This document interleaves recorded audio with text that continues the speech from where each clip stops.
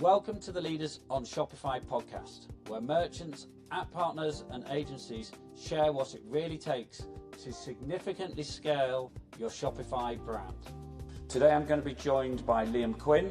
Liam's got many years experience across many different agencies helping household name brands scale online. We're getting into a really interesting conversation about what's happening now, what's going to happen in the future, and where does AI fit into all of this. Liam is currently the Director of Innovation at Visualsoft, and they recently just launched the VS Labs. So, welcome to the show.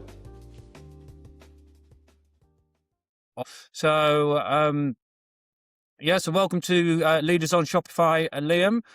If you could start by sort of giving a quick introduction of yourself for our listeners and a bit about your background and what you're now doing at Visualsoft. Yeah, perfect. Thanks for having me on. I'm Liam. I'm Director of Innovation at Visualsoft. So I've been in the role about 6 or 7 months now, so relatively new still. Previously, I've been in a few different technical roles across like Shopify agencies and consultancies for the last 10 or 12 years previous. So yeah, quite a lot of Shopify and sort of technical solutions and that side focused background.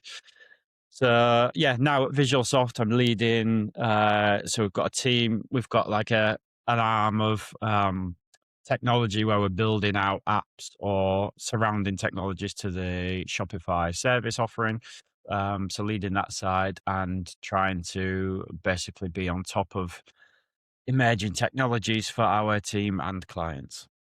In a nutshell. Excellent. And Visualsoft have obviously changed. I suppose you're a perfect guest for this because you've been in Shopify for a long time and you've seen the evolution and growth of Shopify through different agencies and different things. So I'm really looking forward to getting into some of your knowledge, your experience, sharing that with our listeners. So, but I suppose Visualsoft historically used to have, and still I think do have, a bit of their own platform. What was the sort of big shift and why? Because if I've read this correctly, Visualsoft are one of Europe's largest Shopify partners now in terms of like the scale. Yeah. So which is obviously one of the reasons you wanted to get on board and drive that forward. But what was the shift and what was happening in the market? And I suppose, why are you all in on Shopify? Yeah, I think so I've obviously joined 6 or 7 months ago really to help that shift. So the decision's already been made before I joined to help that shift to Shopify. And basically it's probably what wouldn't surprise a lot of people in the market, where the e-com platform competition or landscape for the last 5 years has just grown heavily towards Shopify. So Visualsoft still has a platform with 600 merchants on there, but over the last 5 years, it's just, I think, became clear that Shopify is the trajectory that essentially all brands for online are going to for their storefront. So it's not there'll be similar conversations with BigCommerce, Magento, all of these platforms. And then, the decision was made where it's like, actually, trajectory-wise and from Visualsoft's point of view, there's still a lot of the offering was focused around digital marketing services, like other technologies, so not purely platform revenue fees. It's like, actually, it's a good time probably to pivot and try and just, replace the platform purely with Shopify and change. Yeah, so I suppose you've got 600 customers to go after and pick the ones that are the biggest, the best fit. And I imagine someone at the back end is writing something to easily port people over from the VS platform onto Shopify and give people that sort of seamless migration into. Yeah, I mean, exactly that. There's a bit of a mix on. There's obviously there's quite a broad range of ICP clients. There's clients that are actually more sort of physical store focused and do small amounts online to 60-70 million pound online revenue brands. So there's a couple of different strategies between all of those sort of ICPs. But yeah, I mean, exactly as you said, somebody's in the background where there's a couple of different ways to automate, whether it's just a lift and shift or whether it's automate all the data and all the configurations across, and then redesign a theme that's more focused for Shopify, and with more opportunities to grow in that process of shifting to Shopify. So yeah, a few different routes, but yeah, there's a lot of that automation behind the scenes to try and migrate everyone across seamlessly. Yeah, and I think historically Shopify got themselves a sort of name for being the mom and pop shop. And in fact, my daughter's got, I talk about probably her business too much on this podcast, but my daughter's got a bikini brand she set up in the kitchen and uses Shopify. And I think they sort of got themselves labeled as the startup scale up, maybe even just startup. Anybody can do it. But I think what we've seen over the last certainly 3 or 4 years are the big enterprise players now coming to Shopify. So if you were to talk to an e-commerce director of a big brand now, what does Shopify offer straight out of the box that maybe other platforms don't? Or why would you be recommending Shopify over, say, the big commerces, the Magentos, the IBMs and the SAPs and everybody else? What is it about Shopify that now is the go-to? Yeah, well, I think so pre-Visualsoft, I was doing consultancy where for 5 or 6 years, we do platform selection. And over those 5 or 6 years, the conversation completely shifted from brands coming in and it's like, we're not sure what the next step is. Let's review Salesforce, Magento, Shopify, others, and go through the whole process, like feature by feature, blah, blah, blah, find the best fit. And it completely shifted in conversation over those 5 years to everyone's moved to Shopify. I think my brand should be on Shopify. Could you tell me if it shouldn't be Shopify? So it's actually the default starting point is changed because Shopify, like functionality wise, closed all the gaps to BigCommerce on Magento. The TCOs really for basically every project that I've seen, not every project is quite broad, but for the vast majority of brands selling online, the TCOs will be better value on Shopify, and the rate of innovation on the platform is just completely different trajectory to to these ones that we're naming. That I don't know, I can't remember what it was. $1 billion of like R&D. R&D, yeah, it's something. I was at Editions last year. I don't know if you were at Editions last year. Yeah. In Toronto, and yeah, the amount of money they're investing in R&D is just phenomenal. And I think it's a bit like sort of IBM in the 80s where nobody got fired for buying IBM. It seems to be almost, the question is, as you just eloquently put it, is, well, why shouldn't we move to Shopify rather than tell me who's my best one? It's like, tell me why wouldn't I do that? And I've seen some examples recently in certainly in pharma in the UK. Shopify have a policy where you're not allowed to sell prescription medicine on Shopify. Right, so that's just a T's and C's thing, and we've spoken to people who wanted to go on to Shopify, but they can't because of the T's of the platform. So, but even now, you look at, and like not many people sort of are aware, but Tesla, every single Tesla car sold globally has been sold on Shopify, right? And if you just think of, well, hang on, arguably, whether you like him or not, one of the world's leading technology innovators has backed this, so I'm sure he got a very good deal.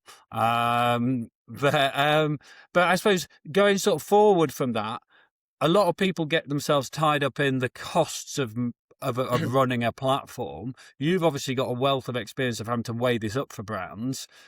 Is like, how does it stack up, say, over 2 or 3 years versus the big bespoke integration and support and maintenance?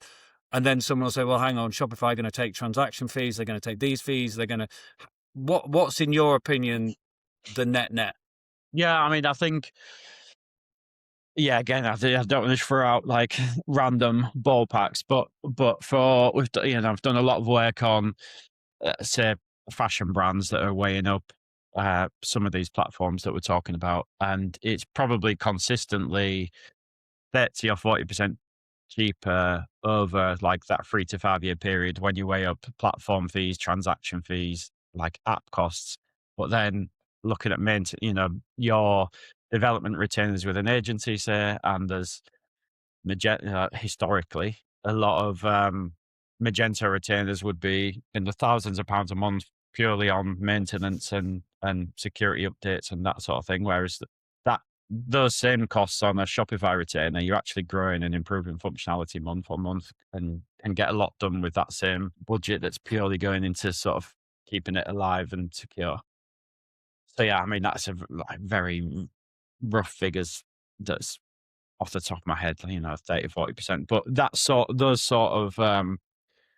sort of lines are probably reasonably common. And like I've seen fashion brands where somebody internally has decided it should be they should go a headless route or they should go something really specific, and they've spent hundreds of thousands, like in particular, like hundreds of thousands to get to a whatever commerce tools or something because it's the shiny, more niche thing, and ended up switching to Shopify because it's the costs and complexities have ended up being too much to even get finished. So nobody gets sacked thing probably has shifted to Shopify because it's lower risk, lower cost typically.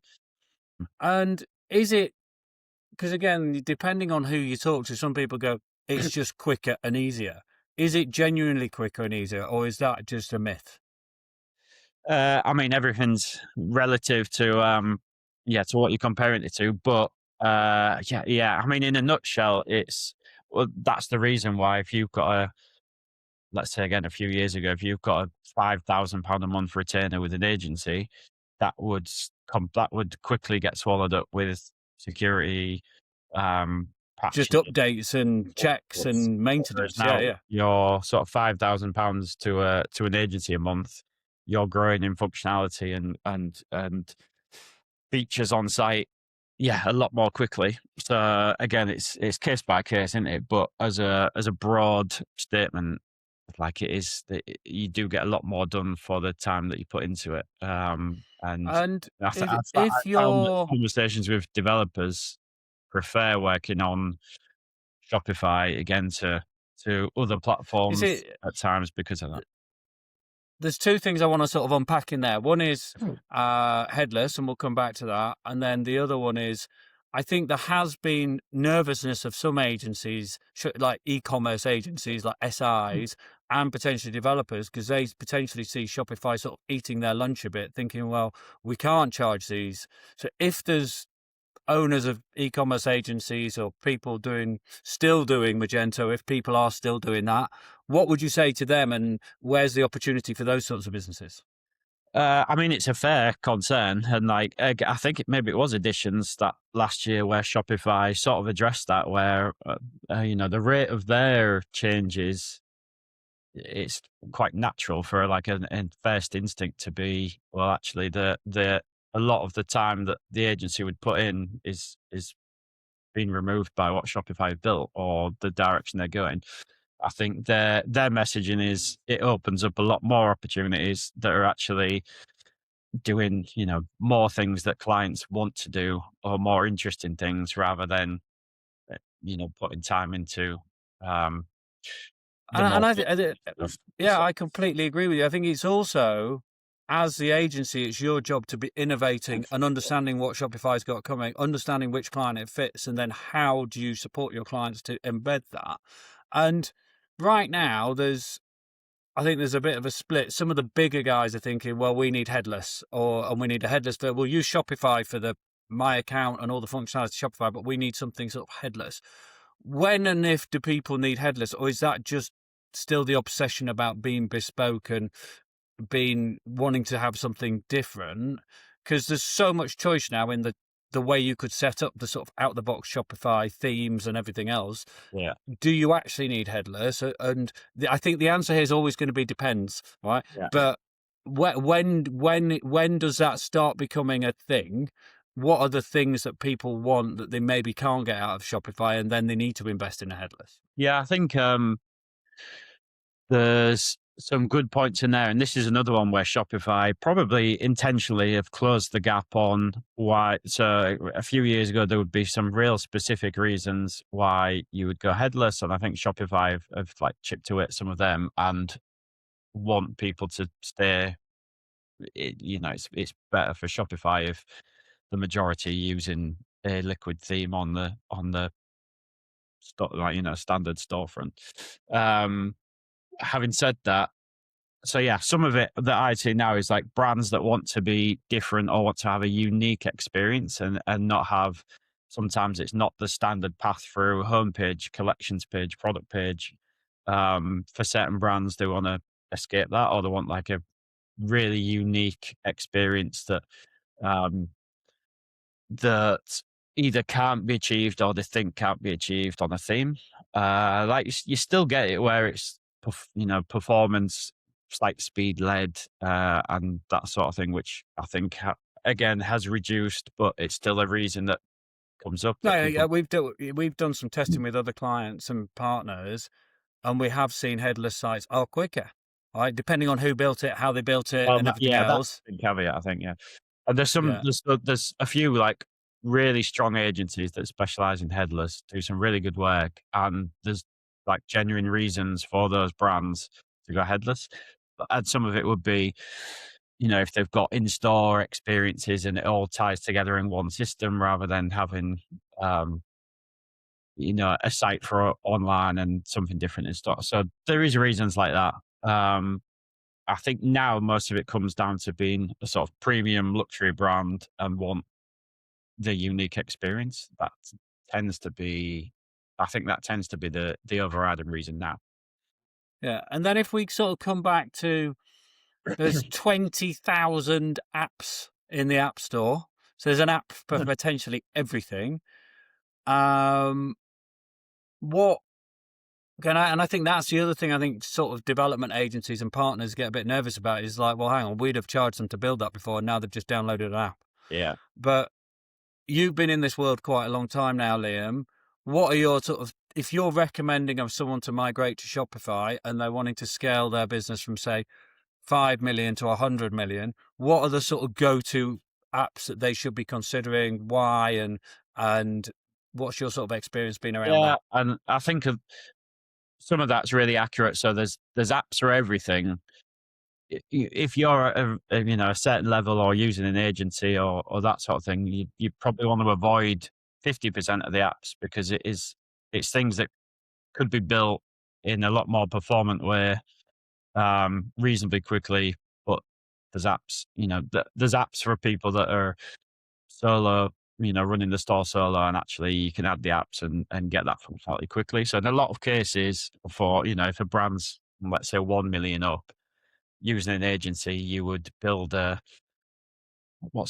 a countdown or a notification at the top of the site sort of thing, where you get a lot of apps to achieve that, but actually it's not a huge amount of work. Yeah. And you would do it more nicely in a more performant way. Go to apps. So I mean, we build apps. Like I could plug some of Well, our. tell us your top 5 apps and why they're So, great. again, going back to sort of, in fact, we haven't properly gone through it, but like a big part of Visualsoft's go-to-market is the POS and physical store route. So we're building apps like strategically that fit around that go-to-market. So brands that have in-store experiences, have apps that unify their on-site and in-store setup. So, for example, upsells. There's a few very good upsells apps on the App Store, but they're online, purely online. The algorithm driving, like you could also add this to your cart.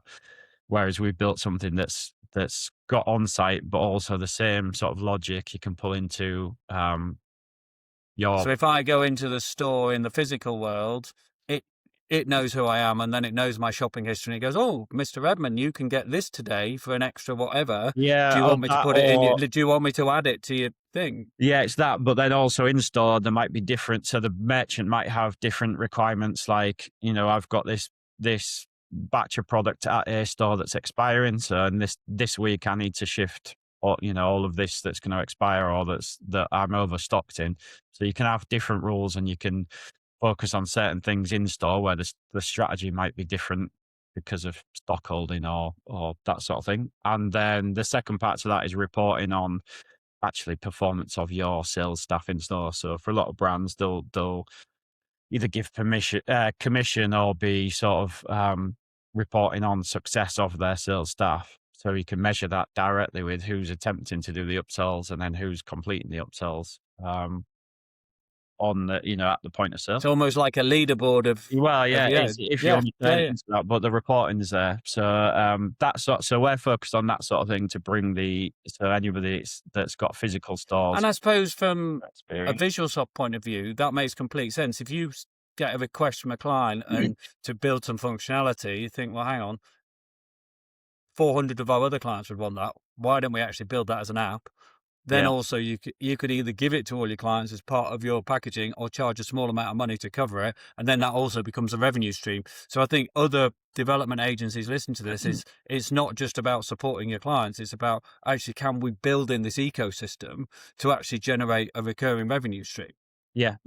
That's it. I mean, so that's a bigger part of the Visualsoft strategy is that sits well with the service side, which is, heavily focused on that, the POS route.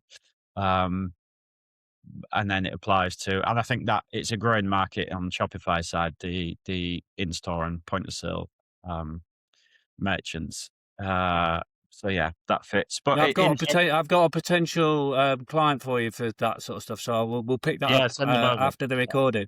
I'll send them your way. So but there's some behemoth apps out there. Yeah. Over your time, who are the go-to and why, and who should and what's in it for the merchant? Yeah, I mean, I think especially at certain levels, say growth from 5 million up, there's tech stacks that come together pretty commonly. So it's like your Klaviyo. I mean, basically 90% of stores are probably using Klaviyo. But yeah, it would be like your Klaviyos or there are others, but like Ametria, MailChimp's back now. You feel like you've got to mention all your partners now, don't you? Mention them all now. Who am I going to upset? It's like over the last couple of years, order editing obviously has become like the most talked about app that I've seen on LinkedIn. What was that one called? Is it just called order editing? Called order editing. Yeah, they've done a fantastic job where it started as just the ability to, which you couldn't do on Shopify, for a customer to edit an order within half an hour. So if you get your address wrong or anything like that, you can update it. And then it was literally that, like some of these apps, just pound for pound, like the merchant could see pound for pound how much they've avoided losing by being able to update that rather than cancelling the order. Well, cancel it or lose the customer. And lose the customer. Yeah. So they've done really well. Like they're like heavily used now. And then I mean it's probably your search and merchandising. So using, I mean, Klaviyo sold. So that Klaviyo used to be the big one sold to SearchSpring, but some of these search and merchandising tools that enhance Shopify out of the box by sort of magnitudes of order. So a few of probably the search and merchandising tools that will be. Which ones, just off the top of your head? I know that you're talking to you as an independent, not necessarily as Visualsoft, but if to give the listeners some things to go look at or play with, which ones should they be going to look at? Yeah, it's again, you try and work out who not to upset, but Spring Advanced Commerce. Who have we got? Depict is a recent one that we speak to quite a lot, and they're like search and merchandising. They're really strong. Like Rebuy, Rebuy is really good, and again, more of a common, well used app. There's a few in there. So moral pop into my head as we keep talking. I'll just shout. And I think now, if you do have.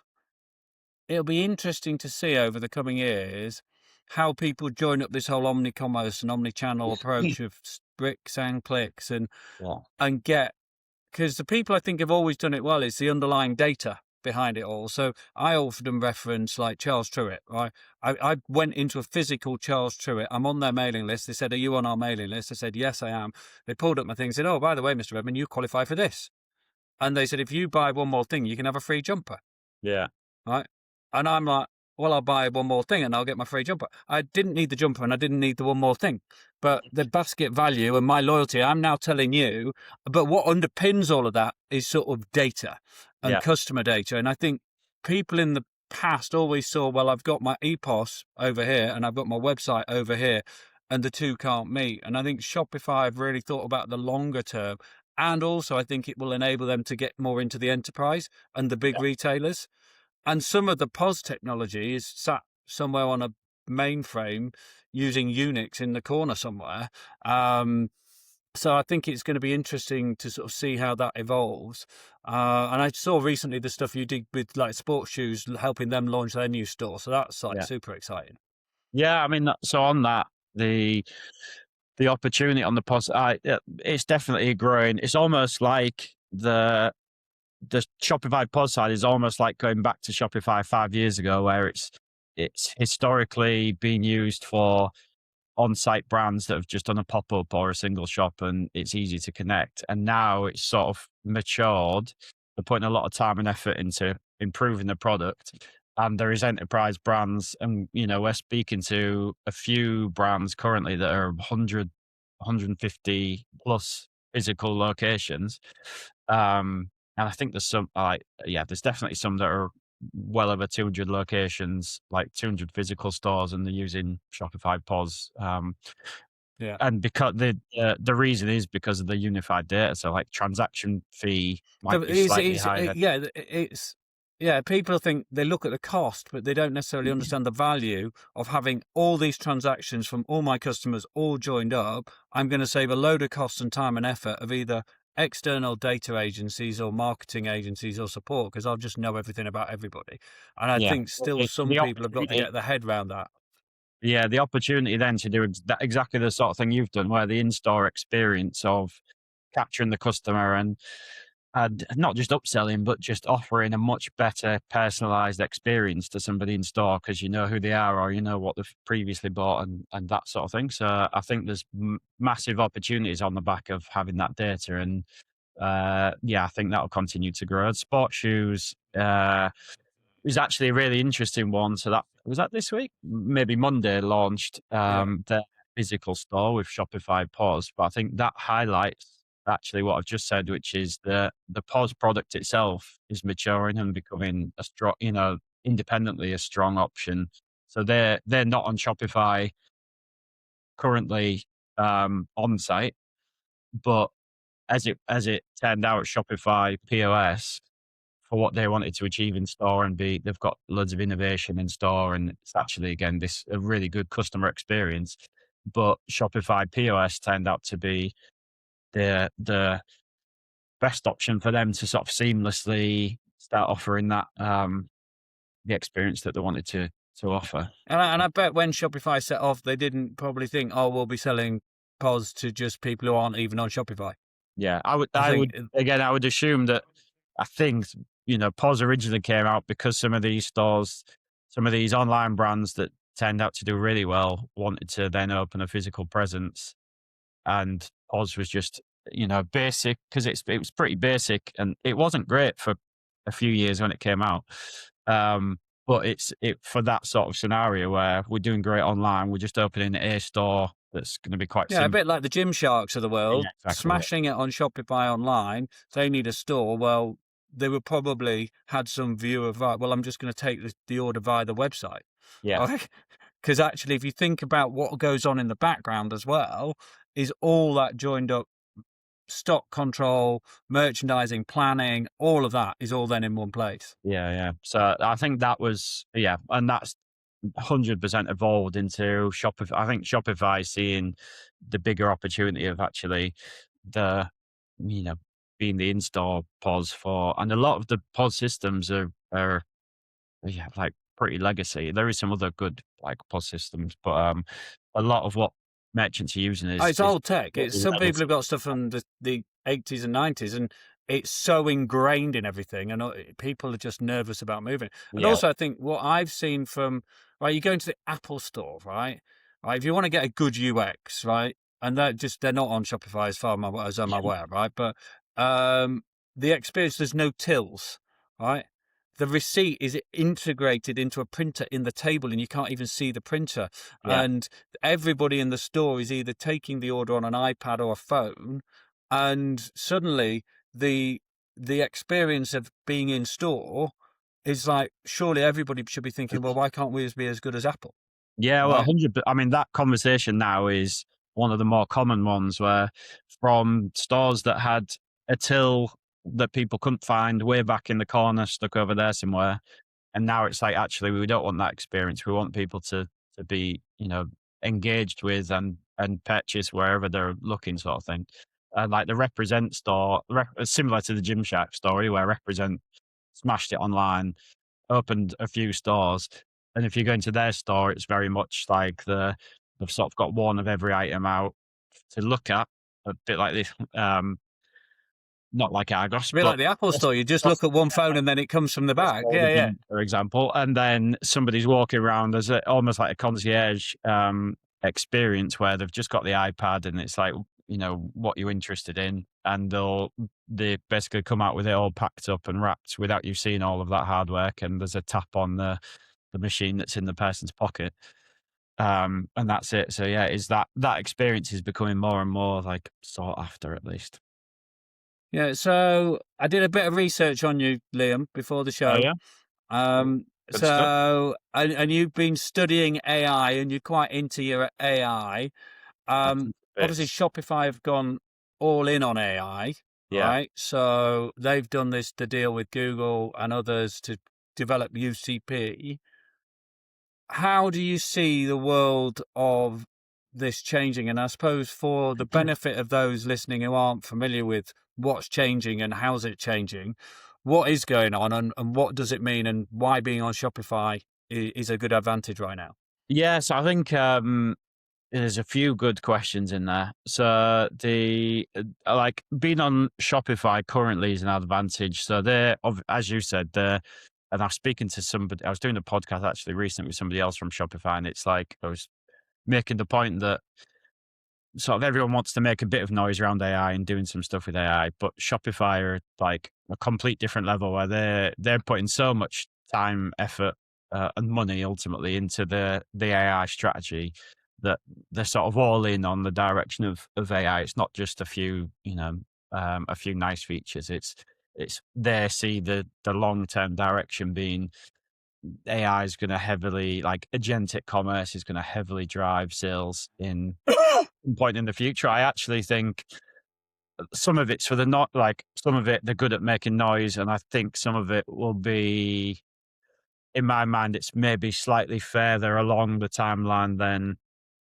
like, it's not tomorrow suddenly agents are doing 50% of the sales, but that's the direction they see is heading. That's what UCP is ultimately. It's the framework where instead of having another round of all the brands having to do loads of work to build something for agents to pick up their products or their data, this UCP framework, ultimately, if you're on the right tech stack, it's like, and Shopify being one of the few that's native to it. You toggle it, basically there's a toggle on, and your product data will be picked up by Google and within that framework. But yeah, the benefit. So the bit that highlights it, because it's easy to say like maybe it will happen for years, but I don't know if you've seen like the OpenClaw stuff that there was a lot of noise around, and that sort of overnight took off, where somebody had brought out this AI agent that can do you connect it to your personal. I wouldn't recommend just connecting to all your personal data, but you can connect that to your WhatsApp, emails, and ultimately, connect that in theory to Shopify and just send it off to do your shopping for you. And it's pretty effective. And that highlights that maybe it will be sooner than maybe Shopify are onto something that I don't know, and it'll be overnight and people are using that. But Well, I think there's two things here. That's on the horizon. Like that's the direction that is going to be coming across the industry. Yeah, I think there's two things here. A, you've already made the move to Shopify, and one of those reasons was what we were talking about from Editions in Toronto in the summer last year is the investment in R&D. Right, and they were talking a lot about MCPs. They didn't really mention UCP then, but they were clearly already working on, right, the future is this. And I find myself doing it on, if you'd have asked me 3 weeks ago, I would have been all in on Gemini. I'm now all back in on Claude, right? So it changes every week as they there's a bit of an arms race of which one's my current favorite. I'm all in on Claude. And I'm asking it to do me some research, and I'm saying, right, I'm after this, this, and this. Can you go away, do some research? So the thing I asked it most recently was our home car charger has broken, right? So I could spend days of my life looking for the best value, price, availability, but you can just go in there and ask it. And currently in the UK, it then just gives me some recommendations, and then I've got to go click on the links or go find it and buy it. But I don't see a world far away where I could actually instruct it to go and actually buy that for me. I don't think it's a million miles away. I do agree with you. It's not next week. It's not imminent. But I also think having the option to be able to click the button inside and go buy now, pay with ShopPay inside, that might, if there's 3 products that come back and some of them are like just buy now, delivered tomorrow, and it already knows my details. I've already got a ShopPay account. I'm already set up in the shop app. That's probably more attractive than clicking on the other ones where I think, I've got to put my details in. I've got to put my credit card details in. I don't know when delivery is going to be. And I think if we look back years, Amazon changed commerce forever, right? In terms of just people now, Amazon isn't always the cheapest anymore, but people still go to Amazon because it's easy and they know when it's going to arrive and I don't have to put my details in. And actually, if you or I were to go and do UX review of Amazon now, right, it's shocking. But we've all got used to using it. So I think they're all sort of stuck in this thing. If they go in and actually improve it, it might be really negative because everybody sort of knows how it works. It's a bit like when the supermarket moved the wine or the supermarket, it just confuses everybody. So, but they have forced everybody else to... we were talking to, and these guys are actually on Shopify, a company that makes bespoke biscuits. If you're doing some events, you need them. They're called the Biscuitery. They do these lovely personalised biscuits, right? And they were saying we get people 2 days before an event phoning up going, can I have 100 personalised biscuits?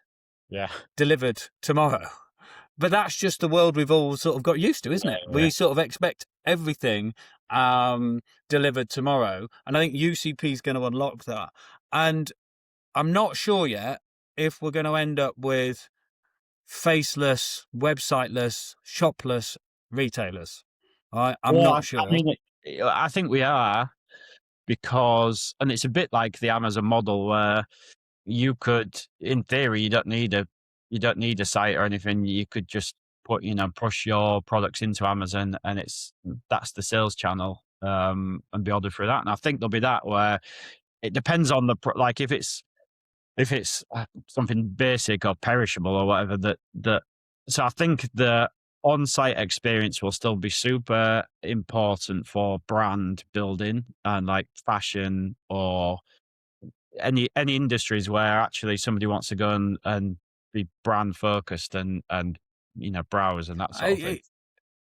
I agree. I think, but the interesting thing is if you're a reseller of other people's brands and you've got a good price, good proposition, good delivery, actually, if I'm looking for, I don't know, size 10 Air Jordans, for instance, and I know my colour, if you haven't got the overhead of a shop or maintaining a website or the marketing and everything else, if as everybody's predicting, people are going to start their research and shopping journey in an LLM, being able to buy it there, you could probably compete.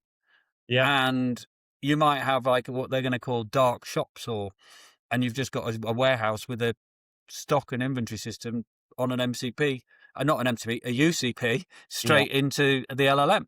So I get your model about the Amazon thing. No one's put it quite that succinctly before. And I think part of why I think Shopify put so much time into and so much effort in that AI side is almost going back to where we started. I think they've won the race for the on-site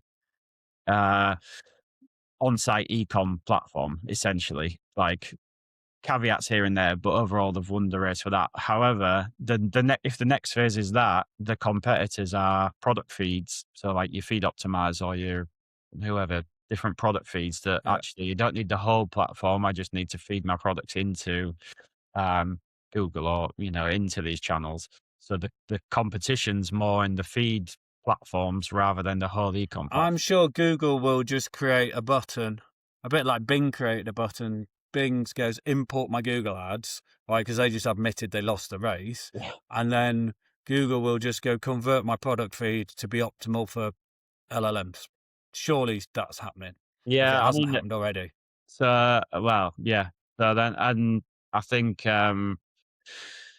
yeah, that's true. But yeah, I think Shopify, one part of your question is like Shopify. In Shopify, you're set up so you've got the OpenAI integration as well. So ChatGPT, you toggle it on and you're in there. So they're going to stay ahead of wherever any of these. So it might be in Google, or it might be ChatGPT. Yeah. Google aren't going to push anything into. So at least with Shopify, you toggle these on, you're in the right place, and your data is going to be pushed. There's going to become a whole new world of LLM feed optimization agencies. Yeah. I mean, that is, Yeah. well, I think that's It's already like a service. that's going to become like a thing. And if it isn't a thing, if you think of a new business to set up, that's not a bad idea. I think it's all creeping into some of the services, but yeah, I agree with you. So that time has flown by. We'll summarize in the show notes all the stuff we can. If you want to send me a list of all the other partners that we need to mention, so we haven't upset anybody. I will do. I'm going to get some. I'll put them in I will put those into the show notes. That was really, really interesting. And if people want to find Visualsoft and yourself, where do we find you? You'll see me on LinkedIn. Get me on there is the best way. But yeah, Visualsoft. Visualsoft.co.uk.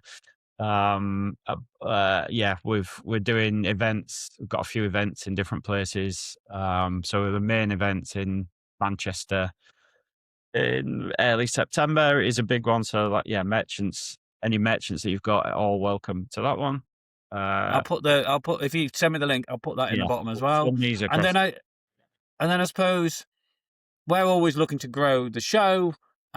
Who are the big sort of brands or interesting people that you really respect and have been on a journey who we should be getting on Leaders on Shopify? That's a big question. But brand wise, I mean, yeah, if we go back to the success stories of like Gymshark represent, Polly, yeah, there's loads of others to mention. Who are the sort of, so thanks a lot, Liam, for coming on. Loads of useful insights and information. And yeah, I'm sure I'll see you at a Shopify event soon. And we'll share all the notes of how people can get in touch with you, all the events you're hosting. And then, yeah, if you want to send me some of your apps, we can put those in the show notes as well. And yeah, once again, thank you very much for coming on. Perfect. Thanks for having me. I enjoyed that. Thank you for listening to today's Leaders on Shopify podcast, which was sponsored by Ask Bosco AI Analytics and Insights. To find out more about Ask Bosco, visit askbosco.io or search Ask Bosco in the Shopify App Store.